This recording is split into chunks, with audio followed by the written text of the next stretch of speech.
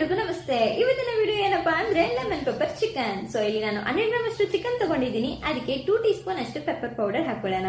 ಆಮೇಲೆ 4 tea spoon ಅಷ್ಟು curd ಹಾಕೊಳ್ಳೋಣ. ಆಮೇಲೆ ಅರ್ಧ ಲೆಮನ್ ಸ್ಕ್ವೀಸ್ ಮಾಡಿ ಹಾಕೊಳ್ಳೋಣ.